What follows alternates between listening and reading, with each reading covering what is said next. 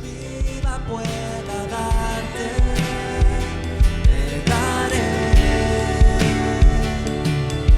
a ti, Jesús, mi Rey, mi Dios, mi Salvador. A ti, Jesús, mi Rey, mi Dios, mi Salvador. A ti, Jesús, mi Rey, mi Dios, mi Salvador. Por favor, en el capítulo 2, hermanos, capítulo 2.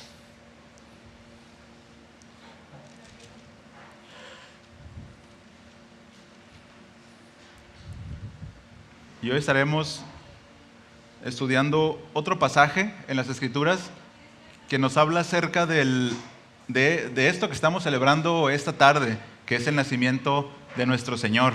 ¿Okay? Si se dan cuenta, Raúl habló acerca del relato de los ángeles, cuando los ángeles visitaron a los pastores y les dieron las buenas nuevas, y ellos fueron, ¿no?, al lugar donde estaba naciendo, habían recientemente nacido Jesús, ¿no? Y bueno, hoy vamos a hablar de otro pasaje que no se narra en el Evangelio de Lucas, pero que sí está en el Evangelio de Mateo, ¿no? Y bueno, antes de ir ahí, solo hacer un par de comentarios acerca de lo relativo a lo que se celebra pues entre nosotros, ¿no? En la ciudad, en nuestro país, en nuestro mundo. Y un artículo en internet decía esto: la Navidad es, sin duda, una de las épocas más mágicas y esperadas del año. Las calles se llenan de luces, las familias se reúnen y las ciudades de todo el mundo se transforman en destinos turísticos imperdibles. Pero más allá de su encanto visual y emocional, esta temporada trae consigo una gran oportunidad para el turismo y el crecimiento económico en diferentes rincones del planeta. Los viajes se disparan en diciembre y esto no es solo un reflejo de las vacaciones, hay un deseo profundo de vivir experiencias que solo esta época ofrece. Las grandes ciudades decoran sus calles con luces, adornos y eventos navideños. Destinos como Nueva York, con su famoso árbol en el Rockefeller Center, o las luces de Oxford Street en Londres, se convierten en un imán para turistas de todo el mundo que desean vivir la Navidad en una forma especial. Esa es la realidad de nuestro mundo. Eso es lo que celebra nuestro mundo. Ahora, ¿es reprobable? La gente busca un momento, ¿no?, y aprovecha la temporada, como bien dice el artículo. Y es verdad que en esta temporada muchas personas viajan de lejos, algunos para ver a sus familias. Es temporada que los aeropuertos están vueltos locos. Justo creo ahora en Tijuana hay problemas grandes, personas que tienen hasta 4 días varados en el aeropuerto porque se complican las fechas, ¿no? Porque la gente quiere pasar tiempo ya sea de vacaciones o con sus familias. Hermanos, y eso está bien. Eso está bien. El problema es cuando se trivializa lo sublime. Lo que hemos estado cantando esta noche no es una fecha, no es la Navidad, ¿no?, como el mundo lo publica y lo promociona para obtener ganancias. Dios, el único Dios verdadero, como dice Juan, se hizo carne y habitó entre nosotros. Y vamos a desarrollar más de eso en el pasaje, ¿no? Pero les decía, el problema es cuando se trivializa, cuando se celebra la fecha y no se celebra el propósito y el centro, es decir, lo trascendente del evento de Navidad, que es el nacimiento de Jesús. Y no solamente celebramos que nació un bebé, sino la obra redentora que se llevó a cabo en ese tiempo, en un corto espacio, hermanos, 33 años. 33 años, ¿no?, que llevó, bueno, como bien saben los que han seguido la serie, esto no inició cuando Jesús nació, esto inició allá en el Edén, cuando Dios le dio la promesa a Eva, a la mujer, que de su simiente vendría un Salvador, alguien que los redimiría, que los salvaría, que aplastaría la cabeza de la serpiente. ¿Recuerdan? Y bueno, llegamos a Navidad, al nacimiento, y hoy, esta noche, lo que nos resta, seguiremos un viaje a Navidad, pero no como los que van a Nueva York o los que van a Londres, que estaría bien, ¿verdad? De repente poder ir, ¿no?, allá y predicar, por supuesto, ¿verdad? Pero también disfrutar. Pero seguiremos un viaje de unos hombres que quizás iban solos, el pasaje no nos dice, tal vez iban con sus hijos, con sus siervos, tal vez una caravana, que viajaron de muy lejos, y el propósito no era ver las luces de Jerusalén, sino el propósito que tenían en mente, por el cual invirtieron para un viaje tan largo. El propósito era adorar al Rey que nació. Ese era el propósito. Y por favor, acompáñenme a leer en el Evangelio de Mateo, versículo 1, del capítulo 2, versículo 1, y vamos a leer de corrido hasta el versículo 11, por favor. ¿Listos? Bien. Dice así la palabra: Después de nacer Jesús en Belén de Judea, en tiempos del rey Herodes, he aquí, unos magos del oriente llegaron a Jerusalén diciendo: ¿Dónde está el rey de los judíos que ha nacido? Porque vimos su estrella en el oriente y hemos venido a adorarle. Cuando lo oyó el rey Herodes, se turbó y toda Jerusalén con él.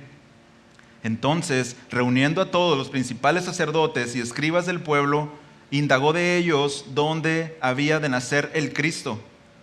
Y ellos le dijeron: en Belén de Judea, porque así está escrito por el profeta: y tú, Belén, tierra de Judá, de ningún modo eres la más pequeña entre los príncipes de Judá, porque de ti saldrá un gobernante que pastoreará a mi pueblo Israel.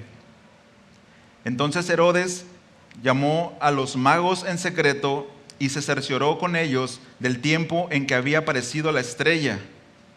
Y enviándolos a Belén, dijo: id y buscar con diligencia al niño, y cuando lo encontréis, avisadme para que yo también vaya y le adore.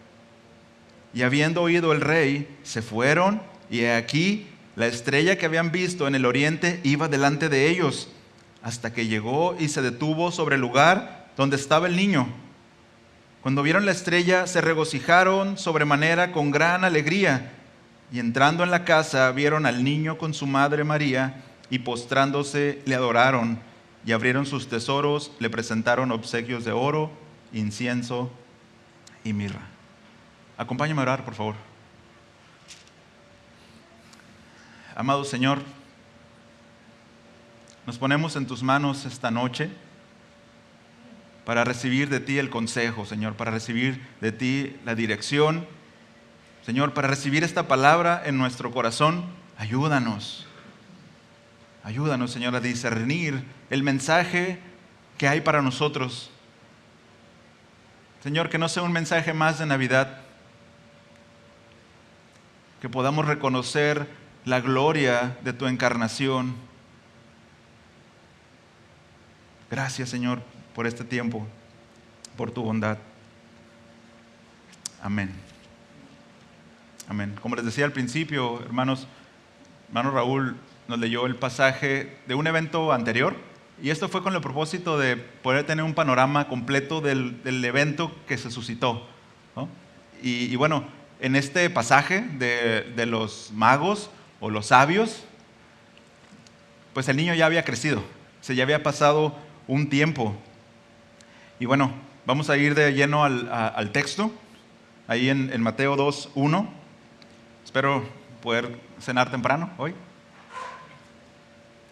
Dice así el versículo 1, vamos de lleno ahí. Dice: después de nacer Jesús en Belén de Judea, en tiempos del rey Herodes, he aquí, unos magos de oriente llegaron a Jerusalén diciendo. El texto no nos revela la identidad de los magos, ¿verdad? Solo dice unos magos, algunas versiones dicen unos sabios. Tampoco nos dicen el lugar de procedencia. El texto solo nos dice que eran unos magos del oriente. Y, y los eruditos hacen diferentes conjeturas acerca de quiénes eran esos hombres, ¿sí? O de dónde venían más bien. Algunos dicen que eran medos, que eran persas, tal vez que eran babilónicos o cananeos. La realidad es que no se nos da una nota clara de dónde eran, pero considerando que eran de Babilonia, por algunas cosas que vamos a ver más adelante, piensen en la distancia, 2.700 kilómetros de distancia. En línea recta son 1.200, pero ríos, subir y bajar montañas, 2.700 kilómetros y a pie, o a paso de camello. No sé qué tan rápido viajan los camellos, pero pensando en que tal vez iban con ellos siervos, que iban con ellos su esposa, sus hijos. Una distancia bastante larga. Una distancia como esta recorrió Esdras cuando salieron del exilio y tardaron alrededor de 4 meses en moverse. Imagínense, 4 meses. Ahora, hay que llevar suficiente pan, quizás en el camino hay que hacer comercio con otros pueblos para poder sostenerse. 4 meses, el lonche no dura tanto, ¿verdad? Cuando un día y al siguiente ya o te lo comes y no va a cambiar de color, ¿verdad? Pero lo que sí nos dice la Escritura es que estos eran magos. Y algunas traducciones usan el término sabios, como la Nueva Biblia de las Américas.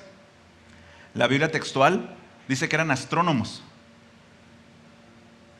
Y yo sé que de repente la palabra magos nos puede causar ahí como que algo, ¿verdad? Porque la asociamos rápido como una hechicería, con algo malo, ¿no? Incluso con charlatanes, que supuestamente pueden hacer trucos de magia y eso, pero el vocablo que usó Mateo para referirse a magos, que de hecho en la palabra en griego es igual, mago, es en su mejor acepción para designar a hombres honorables de la religión oriental. Es decir, en Hechos, cuando habla acerca de Simón, sí dice que era un hechicero, pero aquí Mateo usa la palabra en otro sentido, sino de alguien honorable, un sabio, un científico pudiera ser también, un estudioso. Y bueno, como le queramos llamar, como se sienta más cómodo, mientras no le diga los 3 reyes magos, ¿verdad? No malhechor, ni va a saltar, y va a gastar, ¿no? Que se llamaba el otro. Les queda a la perfección ese nombre. Bueno, como sea, hermanos, estos hombres, por lo que vemos en el texto, por lo que vemos en la narración, habían sido influenciados por hombres temerosos de Dios. Por hombres temerosos, quizás por Daniel, por Esdras, que habían estado en esos territorios en el exilio. Pero el verso 1, después de decirnos, ¿no?, de estos hombres, termina con la palabra diciendo. Y bueno, los que saben español saben que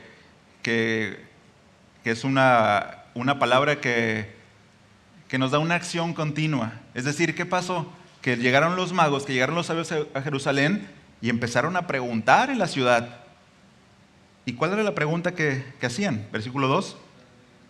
¿Dónde está el rey de los judíos que ha nacido? Porque vimos su estrella en el oriente y hemos venido a adorarle. Ahora, no sé si usted nota lo mismo que yo noté. Hay una seguridad en la pregunta. No están dudando si nació o no nació. Hay una seguridad. No deja en duda que ellos buscan a una personita que nació.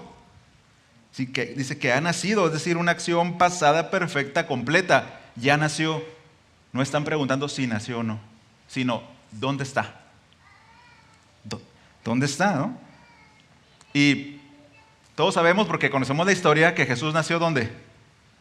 Lo dice el texto, ¿no? En Belén. ¿Por qué llegaron a Jerusalén? Algunos dicen, si no hubiesen llegado a Jerusalén, Herodes no se hubiera percatado de que había nacido el rey, y quizás no hubiera matado a los niños de 2 años para abajo. Pero estaba profetizado que Herodes iba a matar a esos niños, ¿no? Versículos más adelante en el capítulo 2. Ellos van a Jerusalén. ¿Sabe por qué? Porque Jerusalén es la ciudad del rey. ¿Dónde buscas a un rey que acaba de nacer? En la ciudad del rey. Y cuando llegas a la ciudad, no tienes duda y preguntas, ¿y dónde está? ¿Dónde está el palacio? Porque un rey nace en un palacio, ¿no? Un rey no nace en un establo.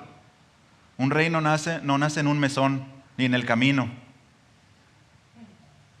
Un rey nace en un palacio. Y ellos están preguntando por la ciudad, ¿no? ¿Dónde está el rey que ha nacido? Y vean cuál es la razón de su pregunta. O sea, ¿qué les dio la total, recibir esa verdad como algo hecho? Dice, porque vimos su estrella en el oriente y hemos venido a adorarle. Es decir, cuando vieron la estrella, cuando vieron este evento astronómico, ellos dijeron, nació. No hay duda.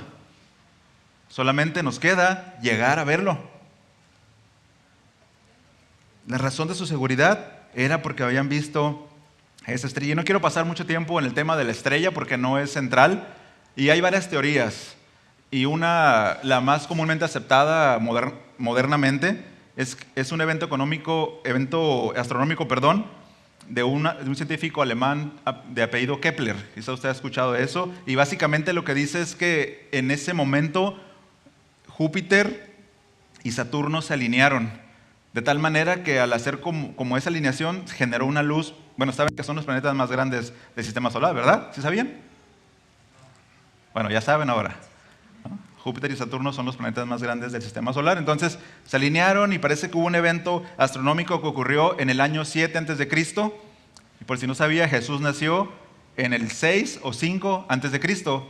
Y suena paradójico, pero alguien se equivocó en el calendario, ¿no? Entonces, más o menos cuadra. Y los científicos dicen, no, es que fue ese evento y pareció una gran estrella. Bueno, ¿no? Y aparte los babilónicos...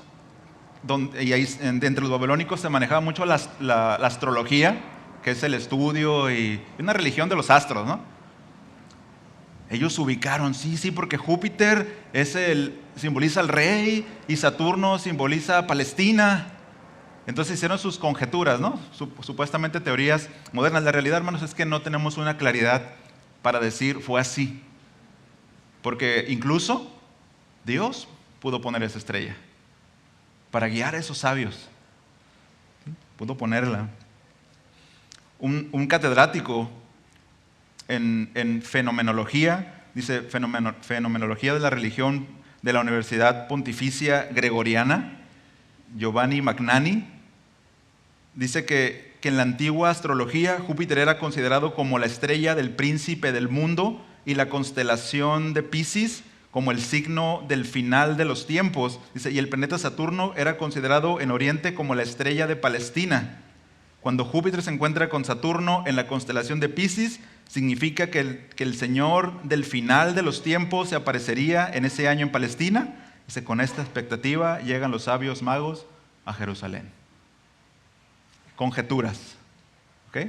Son conjeturas, pero en la astrología babilónica tiene sentido, ¿no? Pero bueno, lo dejamos ahí nada más flotando. No es así es, ¿no? Cualquiera que sea la explicación del evento, debemos de reconocer que los sabios fueron convocados por Dios. Fueron convocados por Él mismo. Y no se debe desviar el tema que ahora, ¿no? No, es que la teoría de este y la otra, no importa tanto la estrella, hermanos, lo que importa el propósito de ir a adorar a Dios, de ir a adorar a ese rey que había nacido. El propósito de un viaje tan largo no era comprobar, mira, sí teníamos razón, si Júpiter se alineó ahí, nuestros cálculos no nos fallaron. No, el propósito principal por el cual llegaron a ese lugar, aún con sus conocimientos astronómicos arcaicos, era adorar al gran rey que había nacido. Y eso, hermanos, es de una gran fe. Yo no sé si usted lo alcanza a notar. Aventurarme un viaje de 2.700 kilómetros en una caravana con niños, porque sé que nació. No para ir a comprobar. Y les decía, definitivamente, y yo lo creo de esa manera, no tiene usted que creerlo ahí, ¿no? Hay cosas que están en zonas grises. Dios usó este astro, Dios usó una estrella, una luz. Recuerden que en el Éxodo, en el desierto, Dios guiaba al pueblo una columna de fuego en la noche y una nube en el día. Y Dios hacía eso, y eso nadie se lo cuestiona, y lo creemos. Dios, hermanos, hace muchos actos maravillosos de providencia. Una vez ganó una guerra contra los enemigos de Israel, contra los filisteos, con una tormenta eléctrica. Y ahí los chicharroneó a todos. Y el pueblo de Israel, ¿sabe cuántas pedradas aventó? Ni una. Él ganó por su pueblo. En otra vez, un profeta rebelde que no quería obedecer a Dios fue lanzado al mar por los marineros y un gran pez lo tragó y lo llevó al lugar donde Dios le había dicho que fuera. Dios usa grandes eventos de que en nuestra mente no cabrían para hacer lo que Él quiere hacer. ¿Por qué no puede usar una estrella? ¿Por qué no puede usar un astro para guiar a estos hombres, ¿no? Convocarlos a esta tarea que les encomendó. Y en una aplicación práctica para nosotros, hermanos, esta tarde, esta noche, considerando la magnitud de la fe, de la realidad de que ese rey había nacido para esos sabios, ¿de qué magnitud es la realidad de Cristo en nuestra vida? Yo le decía a Carlos ahorita que estaba ahí en la oficina, ¿no? Después de que terminó la alabanza, y le decía, no puedes hablar del sacrificio de Cristo sin que tu corazón se conmueva, sin que sientas cuál es la magnitud de nuestra realidad de Cristo en nuestra vida. La gente al vernos puede decir, Cristo nació. Estás en tal situación y tu fe es inquebrantable. Cristo es una realidad en tu vida.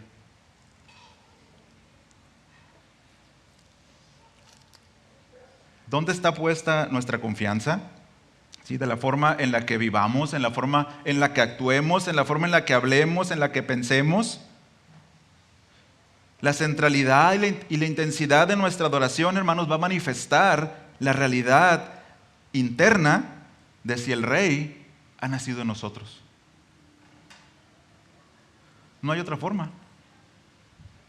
Porque todos podemos hablar el dogma y podemos cantarlo. Jesús nació, sí, leerlo y compartirle a alguien, pero quiero verlo, ¿no? A través de tus ojos, en tu mirada, en tu vida, que Él nació. Y también podríamos preguntarnos de vez en cuando, incluso preguntar a otros, cuando algunos tienden a desviarse, cuando tienden a desanimarse, preguntarle, ¿dónde está el Rey de los judíos que ha nacido? ¿Por qué estás así? ¿Dónde está el Rey? Esta pregunta que se hizo en el pueblo no causó la alegría que debía causar. Hermanos, ¿quiénes estaban esperando al Mesías? ¿No es su pueblo? ¿Israel? Cuando escucharon que ha nacido el Rey de los judíos, ¿no deberían haber salido corriendo? ¿Dónde está? A buscarlo junto con los sabios de Oriente. Quizás porque se habían levantado otros falsos cristos. Bueno, falsos cristos se habían levantado. Y tal vez ya estaban, no sé, hay que revisar eso, ¿no? Hay que checar ahí. En lugar de que la noticia causara alegría, algarabía, causó turbación, causó miedo, causó una preocupación excesiva. Versículo 3 dice, cuando lo oyó el rey Herodes, se turbó y toda Jerusalén con él. Y algunos eruditos dicen que Herodes no toleraba ninguna clase de asunto que insinuara o que pusiera en riesgo su reinado. y escucha que nació el rey de los judíos, ¿cómo es eso? Esto huele a rebelión. Y los romanos estaban listos para cortar cabezas si alguien quería hacer una revuelta, si alguien quería rebelarse a su autoridad. Probablemente el pueblo temía eso, las represalias que Herodes tendría por escuchar que se había levantado un nuevo líder. Herodes, hermanos, mató a sus 3 hijos, a 3 de sus hijos, porque tenía miedo de que lo destronaran, de que lo depusieran. Y hay un dicho que un emperador romano formuló que dice que es mejor ser un cerdo de Herodes que un hijo de Herodes. Al menos el cerdo tiene más chance de vivir, más tiempo. Versículo 4. Vean, Herodes, aparte de ser malo, era muy astuto. Dice, versículo 4 al 6, dice entonces, reuniendo a todos los principales sacerdotes y escribas del pueblo, indagó de ellos dónde había de nacer el Cristo. Es decir, trajo a los teólogos, trajo a los académicos de la ciudad, ¿sí? Básicamente al Sanedrín, quienes gobernaban religiosamente Israel, los convocó, los que tenían doctorados, ¿no? Los PhD que le llaman. Vengan, tengo una pregunta teológica profunda para ustedes. ¿Dónde había de nacer el Cristo? Y rápido contestaron. Dice, y ellos le dijeron, en Belén de Judá, en Belén de Judea. Dice, porque así está escrito por el profeta. Y tú, Belén, tierra de Judá, de ningún modo eres la más pequeña entre los príncipes de Judá, porque de ti saldrá un gobernante que pastoreará mi pueblo Israel. ¿Tenían la información? Hermanos, tener la información no nos garantiza nada.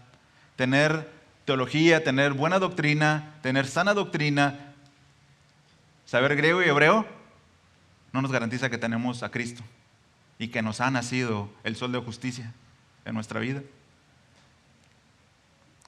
Y pareciera que a estos teólogos, a los fariseos, a los saduceos, pues todo su conocimiento no les había alcanzado para darse cuenta de todas las señales que había alrededor.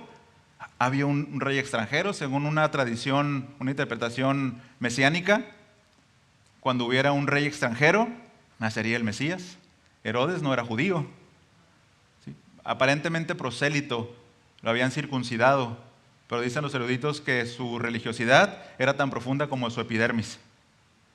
¿Saben cuál es la epidermis? Esta capa encima de la piel. Así de profunda era su devoción a Dios. No le importaba matar a quien tuviera que matar, con tal de mantenerse. Un comentarista dice lo siguiente, ponga atención a esto, dice, los paganos, es decir, estos gentiles, estos sabios de Oriente, dice que nada tenían para guiarles sino conocimientos superficiales de ciencia mezclados con mucha superstición. Dice, estaban, sin embargo, tan inflamados de entusiasmo por las señales que Dios, por medio de estos instrumentos imperfectos, les había otorgado, que emprendieron un largo viaje e hicieron cuidadosas investigaciones para poder tributar la debida reverencia al nuevo monarca enviado al mundo. Pero el conjunto de los jerarcas judíos, con el Pentateuco y los profetas en sus manos, estaban tan lejos de alegrarse ante el informe del cumplimiento de los símbolos y profecías, dice que no les interesó verificarlos. Vemos en los evangelios que nunca le preguntaron a Jesús, bueno, y solo decían que de Nazaret no salía nada bueno, ¿va? Bueno, ¿y dónde naciste? No sé si alguien, los evangelios no lo relatan. Nadie le preguntó, nadie investigó. Él les hubiera contestado, nací en Belén, en tal año, 2 años antes de que muriera Herodes. Pero no les interesó. Versículo 7. Dice, entonces Herodes llamó a los magos en secreto y se cercioró con ellos, dice, del tiempo en que había aparecido la estrella. Si ustedes se dan cuenta, versículos antes, él le dice a los fariseos, la pregunta es, ¿dónde habría de nacer el Cristo? Es decir, el Cristo es el Mesías, el que redimiría a Israel. ¿Cuál es la pregunta de los sabios? ¿Dónde ha nacido el rey? Ellos no preguntaron dónde habría de nacer el Cristo o dónde nació el Cristo. Ya tenían un dato más. Entonces el rey que había nacido también era Cristo, también era el Cristo, el esperado. Es decir, Herodes sabía, hermanos, de las profecías. Él sabía, por eso les hace esa pregunta, ¿no? Pero ahora le faltaba saber qué edad tenía el Cristo, el rey de los judíos, que ponía en riesgo para él su trono, su reinado. Por eso les pregunta en el versículo 7, entonces los llamó en secreto y se cercioró con ellos del tiempo en que había aparecido la estrella. Y enviándolos a Belén, dijo, id y buscad con diligencia al niño, y cuando lo encontréis, avisadme para que yo también vaya y le adore, ¿no? Y con un changuito acá atrás así, ¿eh? Sí, para que yo vaya y le adore también. Yo quiero adorar a ese niño. No, lo quería matar.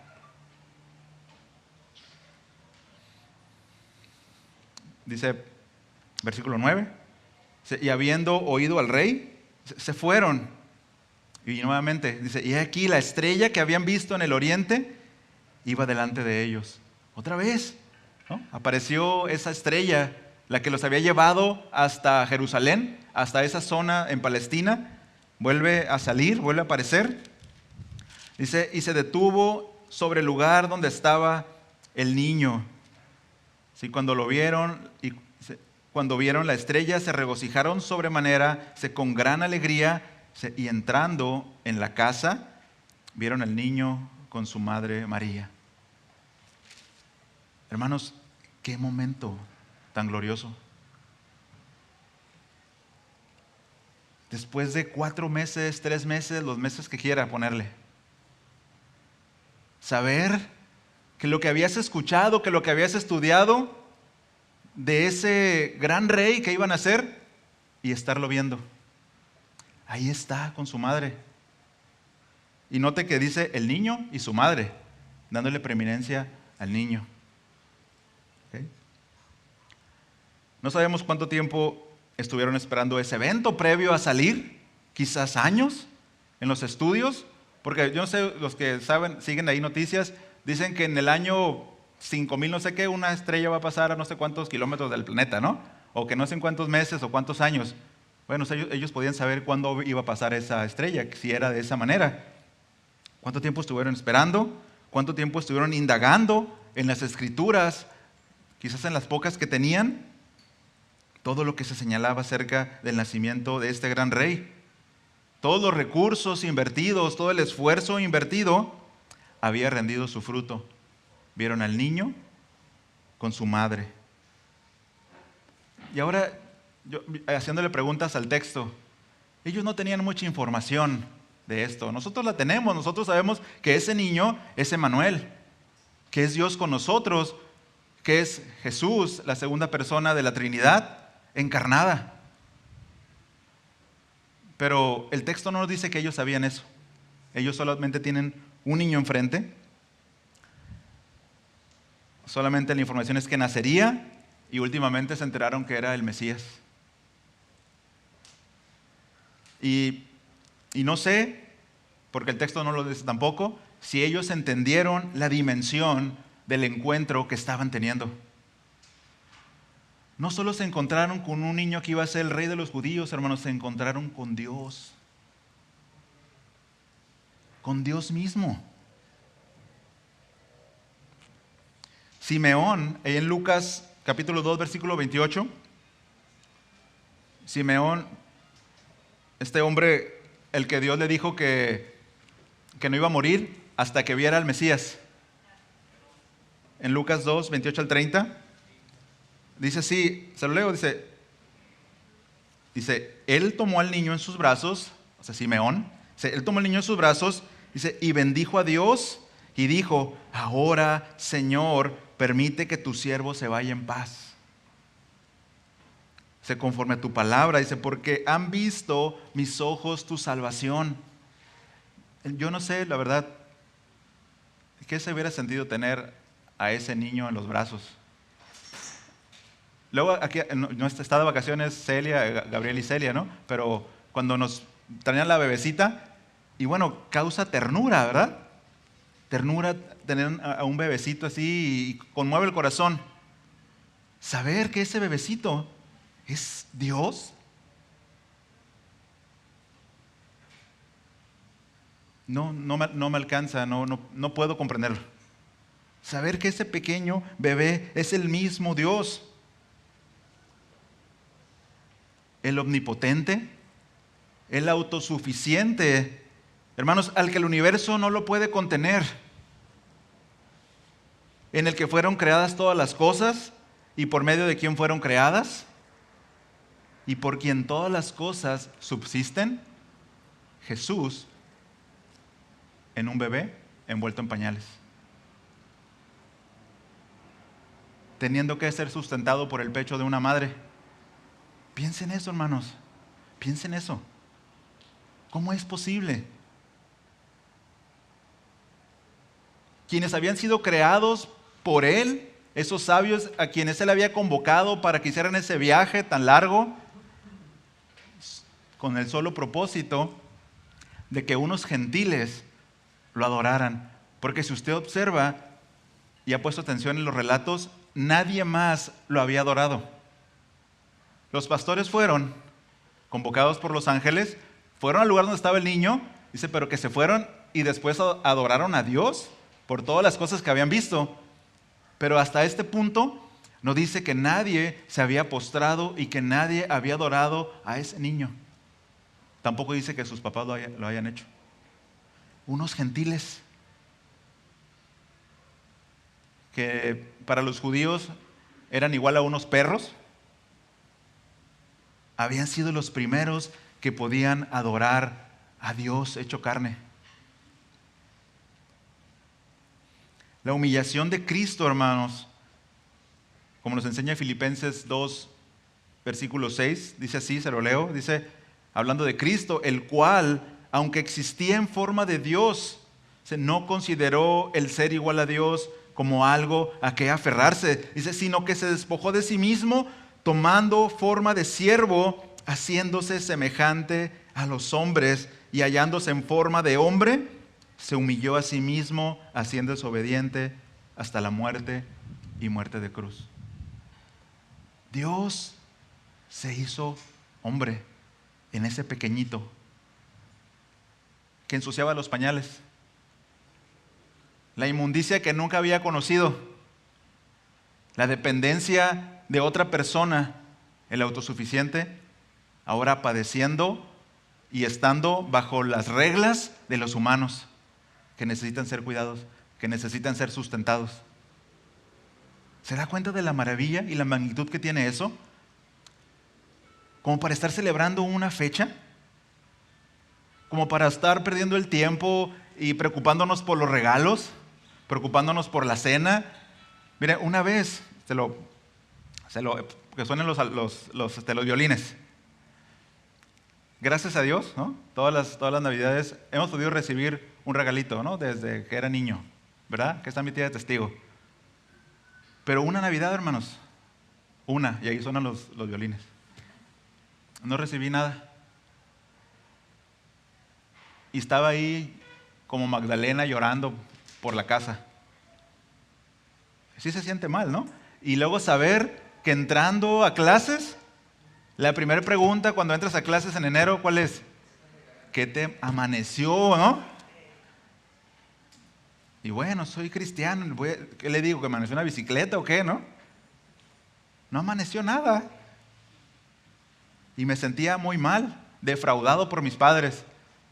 ¿Para qué me trajeron a este mundo? ¿Qué importa, hermanos? ¿Qué importa eso? Cristo, Dios, se hizo carne y habitó entre nosotros, dice Juan, y vimos su gloria, gloria como del unigénito del Padre, lleno de gracia y de verdad. ¿Qué importa lo demás? ¿Se fija?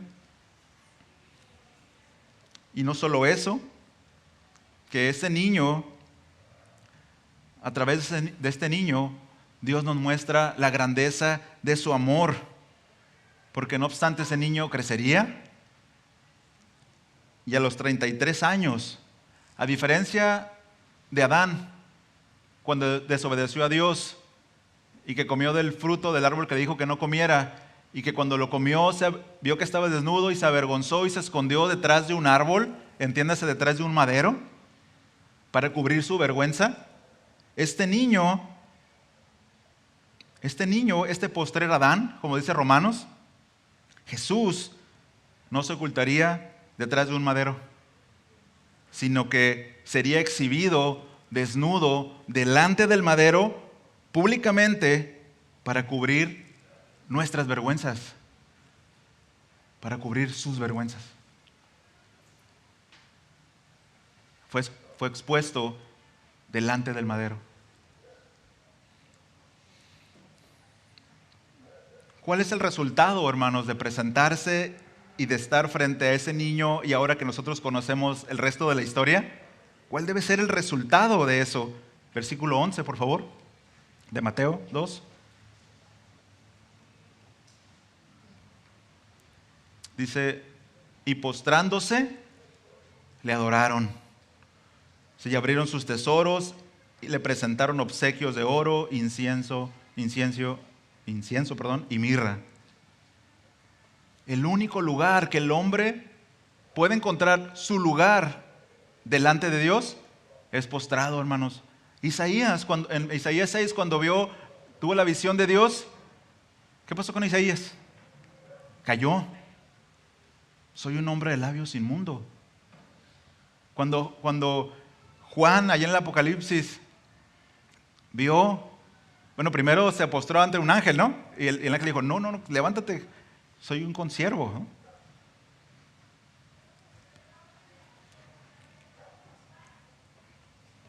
El único lugar que un hombre puede tener al encontrarse con Dios, hermanos, es postrado, adorándolo. Qué privilegio para estos hombres, hermanos, qué privilegio tan grande ser los primeros en adorar al Dios hombre. No dice la Escritura si ellos regresaron después, si ellos supieron el resto de la historia, si ellos vinieron a los sacrificios. No se dice más de estos hombres. Pero lo que sí es seguro, hermanos, es que estos sabios volverán a ver, pero ya no a un niño. Acompáñame a Apocalipsis capítulo 1, por favor. Apocalipsis capítulo 1.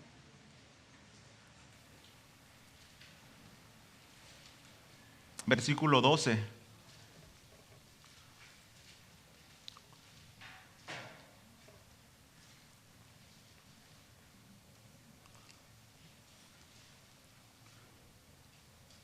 ¿Listos? Dice así, dice Juan, y me volví para ver de quién era la voz que hablaba conmigo. Y al volverme, vi 7 candeleros de oro, y en medio de los candeleros vi a uno semejante al Hijo del Hombre. Juan había visto a su Señor. De hecho, él era el discípulo que Jesús amaba. Él se había acostado en su pecho. Se veía uno semejante al Hijo del Hombre, vestido con una túnica que le llegaba hasta los pies y ceñido por el pecho con un cinto de oro. Su cabeza y sus cabellos eran blancos como la lana, como nieve. Sus ojos eran como llama de fuego. Sus pies semejantes al bronce bruñido, cuando se le ha hecho refulgir en el horno, y su voz como el ruido de muchas aguas. En su mano derecha tenía 7 estrellas, y de su boca salía una aguda espada de 2 filos. Su rostro como el sol cuando brilla con toda su fuerza. Cuando lo vi, caí como muerto a sus pies. Y él puso su mano derecha sobre mí, diciendo, no temas, yo soy el primero y el último, el que vive y estuve muerto, y he aquí estoy vivo por los siglos de los siglos, y tengo las llaves de la muerte y del Hades. Nosotros ya no festejamos a un niño, nosotros estamos esperando a este semejante Hijo de Hombre, y le veremos tal como Él es, dice la Escritura. Como decía mi hermano Carlos, la pregunta es, ¿cómo lo vas a recibir? ¿Como tu Salvador a quien esperas tanto? ¿Como tu pastor a quien anhelas ver? ¿O te vas a avergonzar delante del juez? Solo hay dos caminos, no hay más.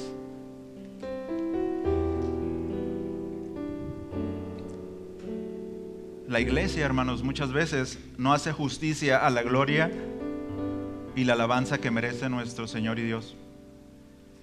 Muchas veces está distraída, ensimismada. Pero un día le veremos así. Dice que toda rodilla se doblará delante de Él. Toda rodilla. Al final del texto del versículo 11 dice que ellos presentaron unos obsequios, ¿se fija? O sea, trajeron oro, trajeron incienso, trajeron mirra. Pero piense en todo el gasto invertido de ese viaje. Muchísimos oro, ¿no? Y muchísima plata con la moneda que se haya pagado en ese tiempo. Y aparte traer unos cofres con oro, que eran los regalos que merecían los reyes. Se dice que el trono de Salomón era de marfil y estaba cubierto de oro. Y podemos ver muchos ejemplos, ¿no? El regalo de los reyes, pero también el incienso, hermanos. Y esas son conclusiones de los eruditos. ¿Sí? No podemos espiritualizar todo lo que está aquí. Pero el incienso era usado en el tabernáculo por los sacerdotes, pensando en nuestro sumo sacerdote. Y la mirra, que era un perfume muy caro, se usaba para embalsamar. ¿Recuerdan a la mujer que derramó el frasco de alabastro con el perfume de nardo? Valiosísimo. ¿Para qué lo derramó? Para Jesús. Y con sus cabellos dice que enjugó sus pies. Y lo estaba preparando porque sabía que Él iba a morir. Un perfume y regalos dignos de un rey, de un sacerdote y de un salvador. Hermanos, la adoración al Señor, aunque debe ser ofrecida con un corazón humilde, con un corazón sencillo, no significa que no haya un precio que pagar. El rey David, después de hacer el censo y desobedecer a Dios, él presentó hizo un altar a Dios. Y el dueño del lugar le dijo: tómalo, rey, lo que necesites, úsalo. Le dijo: no. Dice el versículo 24 de 2 Samuel 24, dice: pero el rey dijo a Araúna, dice: no, sino que ciertamente por precio te lo compraré, pues no ofreceré al Señor mi Dios holocausto que no me cueste nada. Siempre hay un precio que pagar, hermanos. Poner las prioridades en orden para poder estar aquí significa que usted le dijo que no a cosas que tal vez le gustan hacer. ¿Sí? Pasar tiempo a la mesa del Señor, es decir, en la comunión con Cristo, tiene un costo. Quizás para algunos puede ser trivial levantarse más temprano. ¿Creen que es algo difícil? Para algunos lo puede ser, pero en realidad no lo es tanto. Hay que dormirse más temprano y estar ahí temprano buscando al Señor. Hermanos, vale la pena. Lo he repetido muchas veces esto. El obispo de Liverpool, J.C. Riley, dice: en el amanecer de la resurrección, cuando sea real, evidente el trono de Dios y veamos a Cristo semejante hijo de hombre, decía el obispo, nos vamos a arrepentir de no haberlo amado más mientras estuvimos en la tierra. Vale la pena pagar un precio por el Señor. Vale la pena pasar tiempo, gastar nuestro tiempo. Yo estaba pensando ¿qué es lo más valioso que tenemos? Y lo estuvimos cantando, nuestro corazón. ¿Qué es del Señor? Es de Él. Y pensando en los muchachitos que están entre nosotros, ¿qué le puedes ofrendar al Señor si no es tu vida? Si no es una vida consagrada a Él, guardándote para Él, guardando tu corazón para Él. ¿Valdrá la pena las tonterías y boberías que hay fuera. Y no digo que no haya cosas que sean importantes, sí las hay, pero guardar mi corazón para el Señor, presentar ese incienso, esa vida que es un aroma agradable para Él, hermanos, vale la pena pagar el precio. Y como conclusión, hay dos mensajes que tengo para ustedes, y el primero es para aquellos que no han puesto su confianza en Cristo. Y es sencillo. El mismo Evangelio de Mateo, en el capítulo 11, versículo 28, dice: venid a mí, todos los que estáis cansados y cargados, dice, y yo los haré descansar. La mano del Señor está abierta. Aún tiene misericordia para dar, gracia para dar. El único requisito es creer en Él, poner la confianza en que Él murió por nosotros, por nuestros pecados, y que podemos pararnos delante de Dios diciendo: Él murió por mí. Yo no tengo nada que hacer, nada me alcanzaba, soy un pobre, no tengo nada en la bolsa, pero Él murió por mí, ¿no? Como lo hizo el ladrón en la cruz, ¿no? En su último momento. ¿Y por qué decía alguien, ¿no? ¿Por qué te tengo que dejar entrar al cielo? ¿Quién eres tú? ¿Cuáles son tus obras? ¿Cuánto evangelizaste? ¿Cuántas obras de caridad hiciste? No, ninguna. En mi último minuto morí. Pero el hombre que está a un lado de mí me dijo que podía entrar. Es igual para todos. Creer en Cristo, poner nuestra fe en Él. Y el segundo mensaje, hermanos, es para aquellos que están en la carrera, aquellos que están corriendo. El apóstol Pablo en Filipenses capítulo 1 versículo 21 dice: pues para mí el vivir es Cristo y el morir es ganancia. No hay algo mejor en esta tierra que vivir para Cristo, perseverar en su camino, cuésteme lo que me cueste.